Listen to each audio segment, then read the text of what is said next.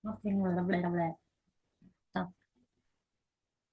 Assalamualaikum warahmatullahi wabarakatuh. Perkenalkan, saya Graciati dengan akhir NIM 022. Yang terhormat, dosen pengampu mata kuliah perpajakan, yaitu Dr. Wirmi Eka Putra SEMSI dan juga Miss Aninda Puji Adila MAK. Baiklah, di sini saya akan memaparkan materi yaitu dasar perhitungan pajak dan depresiasi dan amortisasi. Ini nggak ngerti, Cok.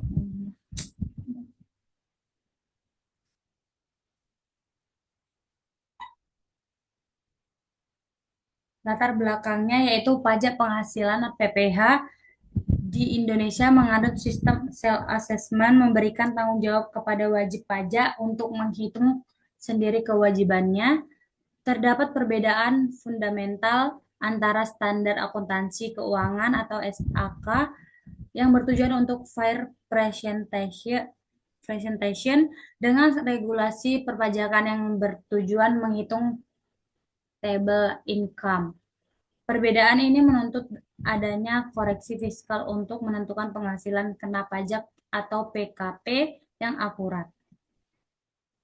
Dasar pengenaan pajak atau DPP. DPP pajak penghasilan PPH, PKP umum penghasilan bruto dikurangi biaya diperkenankan dan PTKP. Kemudian withholding tax nilai bruto contoh PPh 23.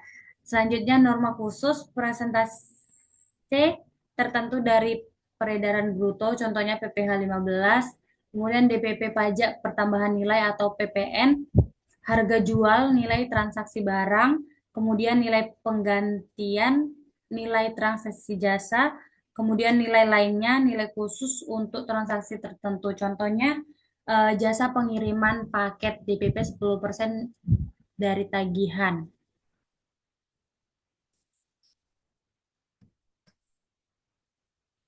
Mekanisme koreksi fiskal. Jantung jantung penentuan PKP, koreksi fiskal adalah penyesuaian laporan laba rugi komersial menjadi laba rugi fiskal. Koreksi positif yaitu biaya diakui komersial ditolak fiskal menambah laba kena pajak, contohnya sanksi pajak kepentingan pribadi. Selanjutnya koreksi negatif yaitu pendapatan diakui komersial namun final atau dikecualikan fiskal. Mengurangi laba kena pajak, contohnya pendapatan bunga deposit. Kategori biaya. Yang pertama itu sanksi administrasi, yaitu denda, bunga, dan kenakan pajak. Kemudian naturan atau kenikmatan, imbalan non tunai kecuali aturan tertentu. Kemudian kepentingan pribadi, biaya pribadi pemilik atau pemegang saham. Selanjutnya cadangan, kecuali cadangan piutang, bank, atau usaha tertentu. Penghasilan tidak kena pajak PTKP, perlindungan wajib pajak kecil atau PTKP berfungsi memastikan wajib pajak orang pribadi berpenghasilan rendah dibebaskan dari pajak. Nilai ini mempresentasikan batas minimum penghasilan untuk kebutuhan hidup dasar. Yang pertama yaitu ada diri wajib pajak orang pribadi, tambahan untuk status kawin, kemudian tambahan untuk setiap tanggungan, maksimal 3 orang, sedara garis lurus. Selanjutnya itu konsep penyusutan aset berwujud. Prinsip dasarnya yaitu pembebanan biaya atas penurunan manfaat aset tetap berwujud berdasarkan prinsip matching cost against renov, yaitu syarat asetnya berwujud digunakan untuk 3M, masa manfaatnya itu 1 tahun. Kemudian metode fiskal. Ada garis lurus, beban tetap setiap tahun, wajib wajib untuk bangunan, kemudian saldo menurun, beban besar di awal, mengecil di akhir, diubah ke garis lurus pada akhir masa manfaat, hanya untuk non bangunan. Pengelompokan dan tarif penyusutannya yaitu kelompok satu seperti alat kantor, mesin ringan, masa manfaatnya itu 4 tahun, garis lurusnya itu 25%, kemudian saldo menurunnya tuh 50%. Kemudian kelompok dua itu seperti kendaraan, mesin industri.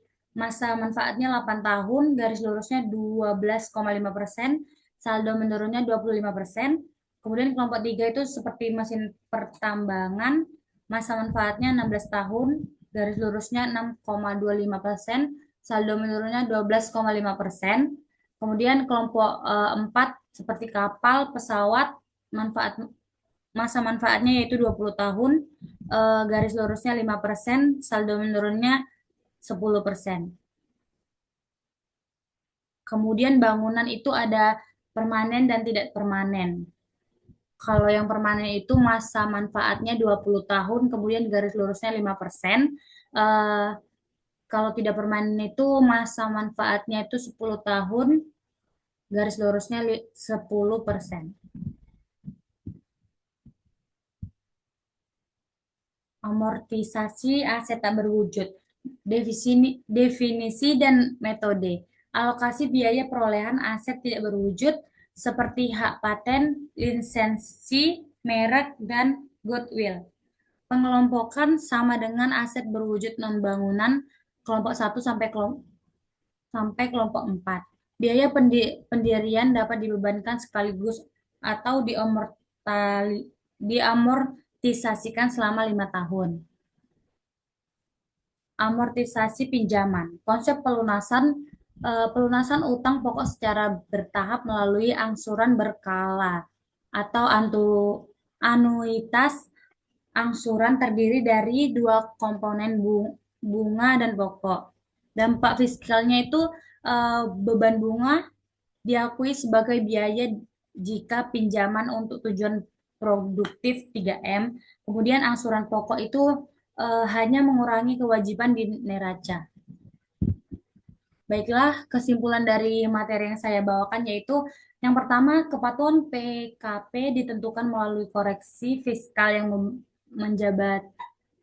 menjembatani SAK dan Undang-Undang PPH. Yang kedua yaitu efisiensi pajak, pemilihan metode penyusutan garis lurus versus saldo menurun, kemudian mempengaruhi arus kas pembayaran pajak. Ketiga yaitu akurasi memahami perbedaan bunga dan non deductible pokok atau sanksi adalah kunci menghindari resiko pemeriksaan pajak. Baiklah, sekian presentasi dari saya. Saya akhiri. Wassalamualaikum warahmatullahi wabarakatuh.